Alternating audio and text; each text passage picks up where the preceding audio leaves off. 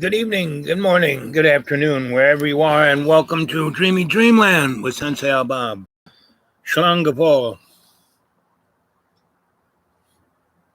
I am your Sensei Al Bob, here to tell you a story.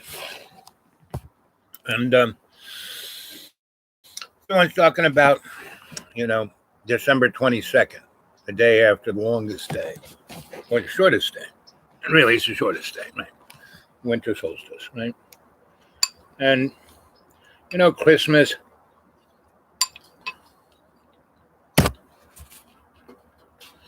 it's a pagan holiday, kind of.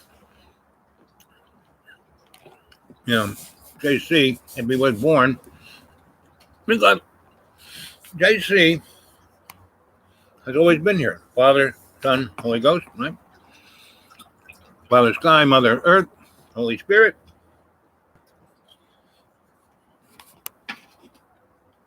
Jose, here she is. Doing good. My friend who I've been house sitting, she comes back tomorrow. So I'm trying to clean up, what I think is clean. I'm an aquarium, as long as I don't slip on the grease, I'm okay. I was a scenic designer, and I built a lot of lofts I sold to rich people. Now I know how to set a set, make things look good, but still you can't please most of the people most of the time. Everyone talking, well, that's yeah. And people really, there's this great, my favorite shrink is Lacan, French, the French Freud, and his thing, Freud was everything is sex. Lacan was projection. Whenever anyone is telling you what to do, it goes straight to why you loathe yourself and self-doubt yourself and punish yourself. And then you throw it back at the other person who may be just telling you. I mean, I've had some friends back when I was a youngster tell me, straight up hard love stuff. When I was 16, I was hit boy. And I had a good friend who was almost 40. I think he wasn't 45. He was one of the first marble men. Bum, bum, bum, bum, bum, bum, bum, bum, bum, bum, bum, bum. He never went west of Broadway. So, but he had that chiseled look, and he had the connects, and he, wherever he went, he had 3 babes on each arm. So as a 16-year-old, who was still the dude, I mean, I was doing things in theaters and discos that I had pretty much carte blanche. But Carlton was it. And so I was the dude, he was it. I was really the kid. I was the kid until I was 27. Then I was the dude.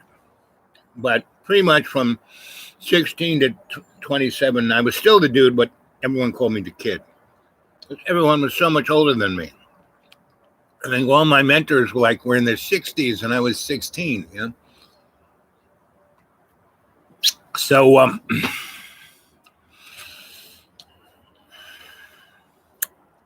the 22nd of December, right? That's coming up. And it's supposed to be one of those pivotal, amazing things. Let's see what we got here. And all kinds of stuff are going down, and the majority of the people can be distracted easily by the big lie, Donald Trump, whatever, And these, no matter how many people watch it on the chat, it doesn't matter in that people go back and look at these later on, right? The last one was quite interesting. I'd love people to comment. down on the comment section down there.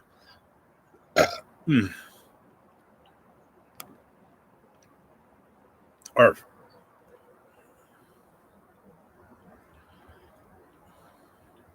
Was he's saying, on the surface, this moment, the imminent release of long secret documents from a JFK assassination library looks like a victory for transparency. The release revives a decade-old declassification process that stalled in 2017 when President Trump failed to comply with the legal deadline to make the entire library public. It's actually the Central Intelligence Agency that failed to, and then President Trump gave them a delay. But let's make no mistake, if the Central Intelligence Agency wouldn't let the information out, and we saw from the conversation that Trump had with Napolitano, there is something explosive in those records. And this is what's interesting. That gives us 10 times more reason why they should be released, and there should be a huge outcry to get them. So now they have to spin. Remember, the first spin is, oh, there's nothing to these records. The next spin is Trump didn't obey the mandate. And then by the time they get to Biden, they're like, well, he's doing pretty good with it. He's all right. Except for Biden's okay. The CIA, FBI, and other agencies had protested to Trump that the documents revealed national security secrets that half a century after Kennedy's murder were still too sensitive to be public. That's ridiculous. All right, Soviet Union doesn't even exist anymore. Fidel Castro's dead. If you had agents in the field, these guys would be 30, 40 years old in 1963. Add 60 years on top of that. They're like 95 to 110. Most of them are dead. And they're certainly not active agents. And if they are, you got to email me, because if you're a 100-year-old CIA agent, you want to know what's going on. In October, President Biden announced he was restarting the process of declassifying and releasing the documents. But, you're not going to see them until 2029, but don't worry, because that process has been restarted by Stepford Biden. The announcement also contained an admission that should worry anyone who truly believes in transparency. Biden is the first president to come close to acknowledging what cynical conspiracy theorists have long assumed: there are assassination-related documents sealed away at the archives that might never be made public, at least not in the lifetime of anyone who remembers where they were when they heard the shocking news. This is interesting. So there's a spin here with Shannon where he's kind of saying, oh, what an outrage, we won't get those records. But in fact, the tone of it should be, there's no way we could not get those records because, by law, they're mandated. So therefore, we'll press the legal case and get them. No, Shannon is saying, we have to kind of accept it. We're not going to get those records in our lifetime. So the article's a psychological operation. So going on, what they do is they suggest that Biden's main argument is that there's identifiable harm in those records. So the question is, harm to who? It's not harm to agents. It's not harm to international relations because, people in Russia hate the former Soviet Union and they hated living under that. So it's not that. So what? You think it would embarrass the United States 60 years later to say, oh, we were trying to kill Fidel Castro? That's not it. Everybody already knows that. They knew that in the late 60s. So, and even earlier. So that's not it. Obviously, it's something embarrassing to the Central Intelligence Agency itself. The identifiable harm is to the non-constitutional, extra-constitutional, illegal operation known as the Central Intelligence Agency. That's the rub here. And remember, the Central Intelligence Agency has the most influence over the media. So the media could push this. They could push it hard for transparency the way they have other things and just flip out. But they're not. They just kind of entertain it once in a while. Like, hey, everyone, look, there might be a JFK assassination file. Whoa, whoa. Here's some headlines and some clicks. Doesn't do anything to move the story forward. Now, it's interesting because in the 1970s, they put together the House Assassinations Committee. The House Assassinations Committee already ruled in Congress that President Kennedy was killed by a probable conspiracy. And then they referred it to the Justice Department to prosecute. The Justice Department never prosecuted. That's where the problem broke down. Congress came forward, Congress pressed it, Congress said there was a conspiracy. That guy is dark journalism. Very good YouTube channel. Very good, right? And and the real deal, the guy who's the lawyer for the Watergate 7 was, and Liddy was the number one. He was the CIA guy. He was the guy who was in Dallas. He was the guy who was running the assassination, right? And he was a high-level operative in the CIA. And bottom line, when he was about to go up to jail for, the Watergate,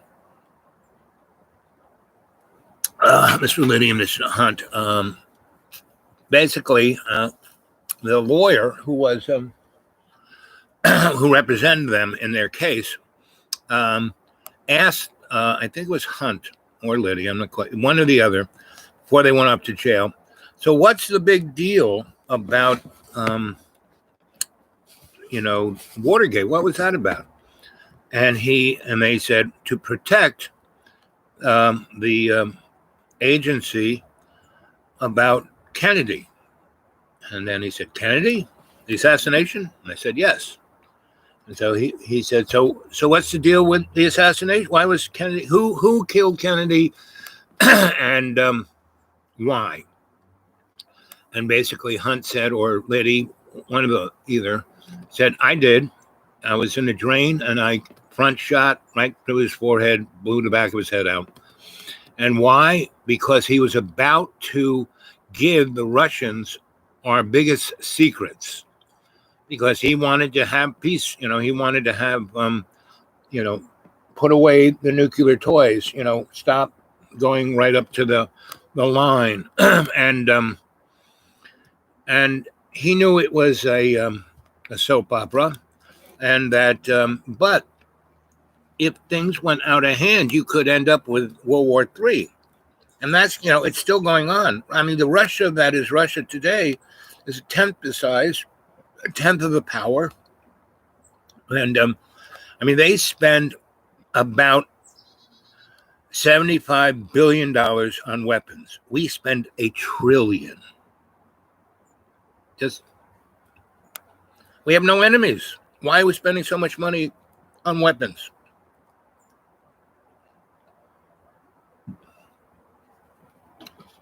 Is that the bottom line was at end of World War II, Germany, the state, bombed into the Stone Age, the Nazi party, National Social Nazis, and you'd have to call them Hail Hydra because they're more than the SS, basically won the war and took over the United States. 70,000 German generals, scientists, engineers came to America and took over the aerospace industry. I mean, Darnot, good old Werner's boss in Germany, became president of Bell Helicopter, and his second in command, I forgot his name. If you go look at dark journalism, he's got it. This guy who was the second in command to Darnot, who's a Nazi who ran the missile program at Palamundo, is president, CEO of Bell Helicopter. That makes other strange aircraft like the X-1, X-2, X-3. Bell was in hypersonic aircraft. They made the first hypersonic missile, back in 1954. And we're now just, we're going to spend $1 trillion on hypersonic missiles. Well, when we did it in 1954, Anyway, interesting thing is that good old Oswald had been part of the air,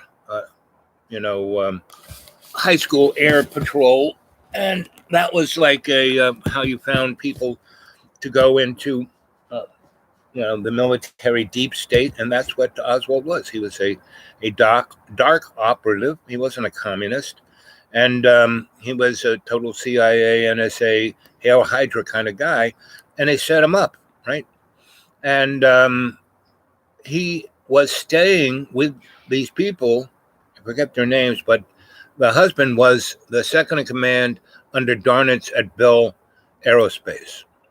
And all of those people who were involved in the um, assassination ended up working for NASA in some corporation of like Lockheed or Boeing or whoever. And you know, now there's an interesting. My head looks gigantic and my hand looks like babyish. Optical illusion of light, and that's what we're experiencing right in front of us. Is that we're being had, and it's like no big deal. We get had all the time. Advertising is mind control. Total propaganda. Ooh, you smell. Ooh, of course you smell. You're a human being. See, that's kind of musky. Kind of supposed to be inviting. You're not supposed to, you know, blow it away with synthetic scents. And I was in the supermarket today buying what used to cost $15 now costs $50, right? And what was very interesting when I went through um, the the vegetable part of the supermarket, energetically, those vegetables were as dead as this bread I bought in the store. Right, this is sourdough. They're top of the end, but still dead. Not vital at all. Better for you, by a smidgen than, let's say, all different kinds of grains that chew up your intestines, like whole wheat, right? Whereas the sourdough doesn't do that, doesn't chew up your intestines. And so you can digest it better. So, um, you know, so if you go to dark journalism, there is a lot of stuff there that you can check out.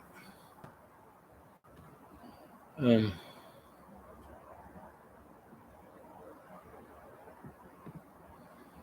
here's an interesting guy. Dimension, the concept of dimension got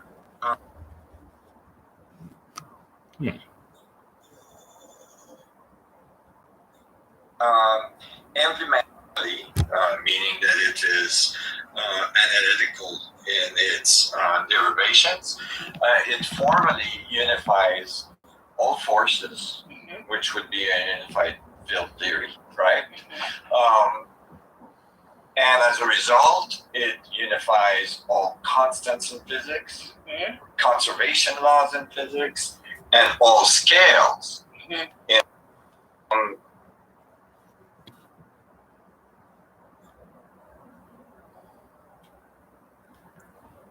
Hi everyone.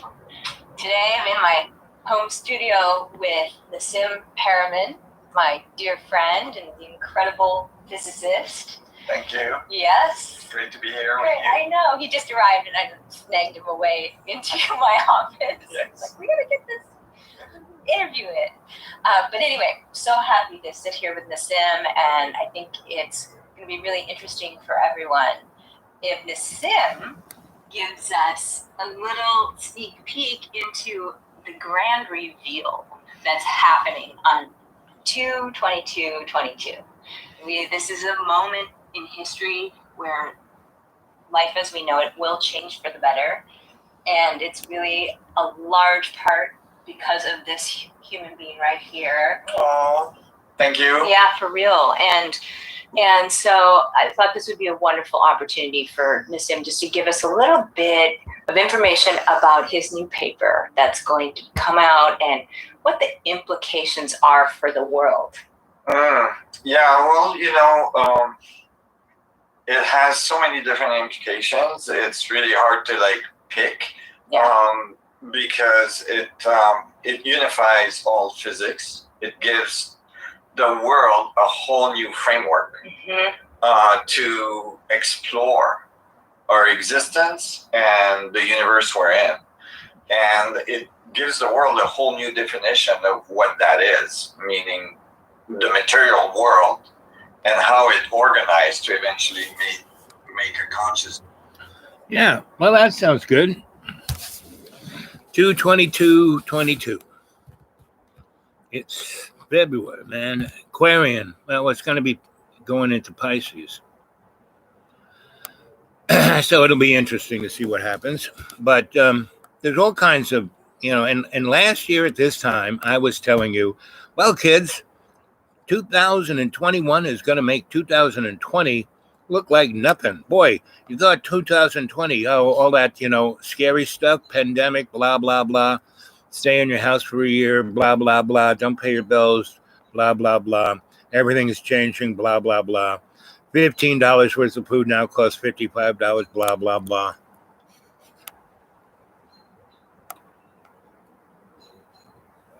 But this bottle of wine is still $2.99. Not bad. It's a nice Cabernet for $2.99. So, if you're a smart shopper, it's not a big deal. But it's a portent of things to come. And if you were to go read H.G. Wells' novel, Things to Come, and he also made the movie, and it was quite interesting. He made the movie like 8 months before the beginning of World War II. And he pegged it just, Germans invade Poland, blah, blah, blah, blah, blah, blah, blah, nuclear weapons, blah, blah, blah, blah, blah. But in his book, they kept going until, basically the Earth was in the Stone Age. But the rich guys kept all that high-fangled technology and went further and further and further and made the super uber Star Trek world, along with the cavemen. So I would say go to YouTube, ask for, H.G. Wells, and then see if they have the movie. A look at them. I think it's called Things to Come, I think, something. That's my favorite of his sci-fi novels. My favorite book of his is very scholar outlook or taking of, it's called The Outline of History. It's quite good. You should go read it. I taught a course that and showed all the H.G. Wells movies I could get, all the dystopian movies I could get. And so, MJ, did you go watch Zardoz? I know you found it. Did you go watch it? To get a peg on what that was? I mean, it's so much like what we're heading for. It's all about transhumanism and the rich living in energy domes and AI running everything, and the rich, are like in hell, a Gilded Age hell, and everybody else is outside swimming in the cesspool. So, I mean, that's one potential, right? But the bottom line of all of this is at some point, we are all going to get together, and we are all going to realize that we are one love. We're all going to realize that the best thing you can do every day in every way is do your best. You don't have to be perfect. Just do your best. And that's what I try and do. And at least for me, it kind of works out. And for the majority of the people I come in contact, it works out. Other people who have expectations about me and they project them, that's the worst use of me. The rich guys who, the guys I worked for 30 years in the ivory halls, they kind of knew my parameters and just let me at it, and I did a lot better than anybody else. So they were happy with that. And in my corporate days, working for desperate lawyers, I mean, so I did it for, from 2009 to 2014. So what is that? 10, like 5-6 years, right? 7 years, maybe. I did that. And I probably did let's say 5 years, just for easy, or no, 7 years and 7 projects, 49 projects. I probably did 49 projects for the corporate world of the desperate lawyers, right? Being a negotiator. And I never did not succeed in getting everyone to come on board, right? On time and on budget, I got everyone to get kumbaya, right? And so the desperate lawyers made millions, corporations made billions. I made a few thousands, which was okay, because all I did was spend all of like maybe somewhere between. I don't think I ever worked more than 7 a week on a project.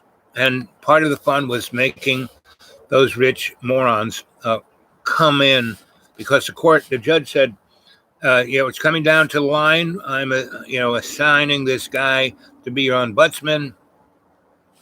You have to listen to him. You have to do what he says. He has a limited amount of time.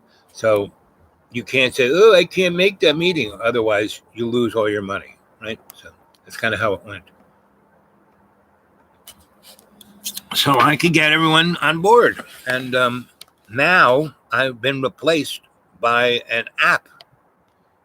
6 years after I died, I got out my little black book and said, well, I think I'm healthy enough to go do this again and put parameters on it.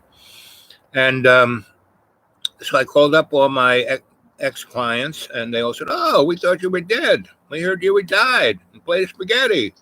And we were sad. But now you're here, so we're happy. You got a job for me? Oh, no. We replaced you with an app. What? Oh, yeah, it works great. I mean, you would fix it, so it would never be broken again. The app fixes it for that one contract. But those morons will still do the same thing over and over. So we make a lot more money because we get the money for that one, and then we have to do this one, and then we have to do you would fix them so they would never disagree ever again. And that was great, but this is better. We're making more money. And that's where we are. More money. And I need to watch the entire film, but it costs. Yeah, I got you. But you've seen little snippets of it, right? And it's not on YouTube or somewhere. It's been, out for a zillion years. I can't see why that movie. I guess it's so great that. But you saw parts of it, right? So you got the general gist of it, right? And it's what guys like Billy Boy, of a small penis, a micro penis, Billy micro penis. He a good example of that boy. Not out. Yes, parts. Okay, good. So you got the general gist, right? And I saw that in a movie theater on acid. That was one movie to see it on acid. It was like, it made it like brought everything together. That, and also I went to see, did you ever see Terry Gilliam's Brazil? A friend of mine said, ow, you got to go see this movie. Robert De Niro is playing you in the future. So just go watch Brazil and visualize the part that Robert De Niro plays, and that was me. And that was me. I would fix I still do fix people's stuff, but they don't have the money to get it fixed. But it's, I don't go totally nuts. I just fix things so they're not dangerous anymore, right? No one's going to get electrocuted or start a fire. Because I go into a house and I see something I go, that's really bad. We have to fix that. I have no money. So, well, that's okay. We can trade for something. Because I can't, I'm kind of broken down. I was cleaning the house today, and, every joint hurt, it's amazing. I don't have joints anymore, but my legs still work, my orthopedic surgeon and my podiatrist and all those guys, they gave me a whole set of new x-rays from my hips to my big toes, and they said, your legs are just mush. How do you walk? You know, we don't understand how you support your weight because your bones don't exist; they're just mush, and that's called charcoal legs. You know, I used to have these big metal clamps, and I used to have a walker in front of me, and or a because they wanted to chop them off and give me a wheelchair. No, I'd be dead. You know, I have to walk to keep my system at a level of homeostasis that is somewhat balanced, and so I need my legs to stay alive. And so I've changed. You know, I lost 240 pounds, so that's one reason I can walk. Every pound you have puts 4 pounds on your knees. So I weighed 420 pounds. So you multiply that by four, and you know, I was over 1.5 tons on my kneecaps. You know, and it's amazing I still have kneecaps or ankles or hips but I do. And you know, if I kind of stress them out, yeah, it hurts. In the morning, it always hurts waking up because my body turns off, and so all of those things that I put in place, um, shamanically, kind of drift away while I'm asleep because it doesn't hurt when I'm asleep. And I'm always running around in my dreams, so you know my legs get all twisted up asleep. And people who I sleep next to always, what were you doing? You were running a race in your dreams. I mean, what were you doing? Why doesn't your body shut itself off? You know, like it kind of does. I'm just twitching, you know. And if there's next to me, they are picking up the dream that I'm having, and sometimes that can be lots of fun. Because I can actually have dreams with people when they're not in the same bed. I mean, I can have them when they're like, you know, across the ocean. Anyway, you know, like you, MJ, I keep, you know, I can sense you, and I am not a, you know, I have been taught, and I run by a. It's interesting how that line goes right through my eyes. I'm on a. Oh, I took vows of what I can and cannot do. Once I was given abilities, I took, you know, conscious vow that I chose. Like I was trained, you know, when you're in shamanic mystery schools, there are elements where you're trained to defend yourself, right? And martial arts. You know, all the temples have martial arts schools, and I learned Aikido and Jiu-Jitsu and Tai Chi and Qigong, right? And I took those and I kind of mixed them up, and because the well, they all have energy understanding, right? And so I move through energy.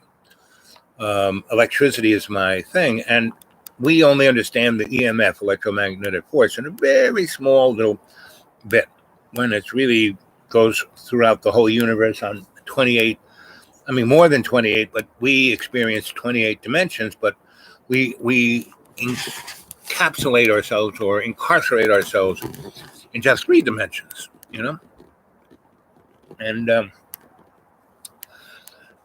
you know, some are even on 2 dimensions, but we are now totally in a 5 dimensional world, you know? After 2012, that was the end of the Piscean age and the end of the Mayan calendar and the end of, you know, 3 dimension, 2 dimensional world. Now we're in a 5 dimensional world. And that's what's skitzing most people out because they really, really, really see the total illusion of what it is, and that we've been lied to for 60 million years. We haven't been around just for a few thousand or 100,000 or a million years. We've been in this model for 60 million years. And, you know, we have been, you know, Sumerian, you know, we were made by the, who are those guys?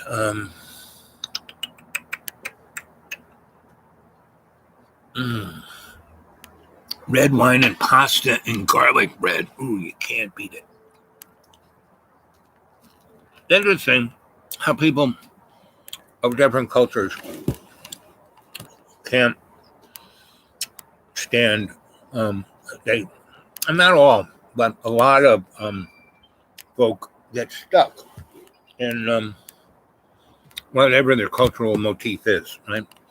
They got stuck in the kind of social Darwinism that they pick, whether it's sexual gender identification or whatever. Anaki, thank you, dear. See, that's what I love. She reads my brain, right? And one day, MJ and I are going to do a channel together. And I want to do this traveling video art stickers. And if I can't get the money and go to colleges and excite young minds, well, screw it. Just do it on the internet. And when this internet collapses and the new one, the Elon Musk internet comes online,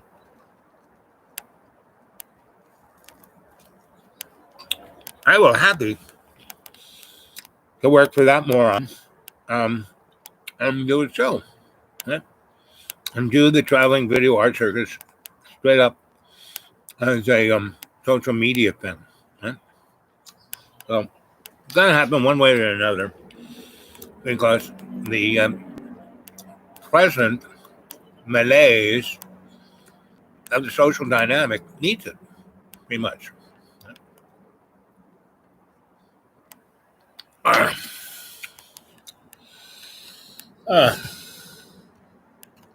So 36, 39, it's 4:47.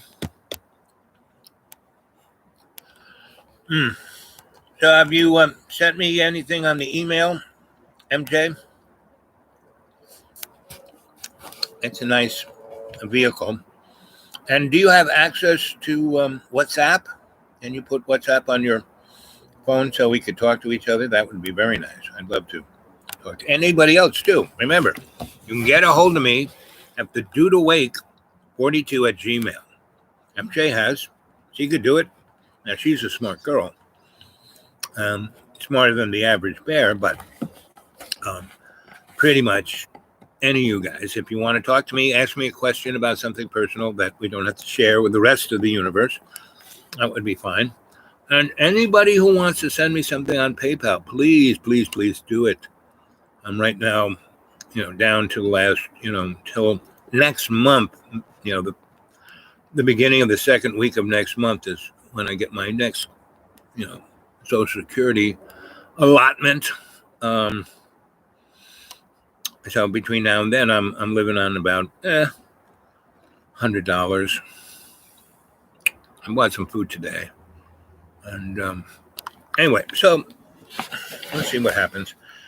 And the lady who owns this place is coming back tomorrow. Hopefully, I can stay, but there are other people staying here now, and so it's a teeny house. So I may be the odd man out, but that's okay. I got other places to go. And I spent at least a month and a half here. And it was nice. I liked hanging with the animals, all the rest. And I do see things in a different way than lots of other people and other cultural motifs. That's just the way it is. And I look at things logically, and not everyone does.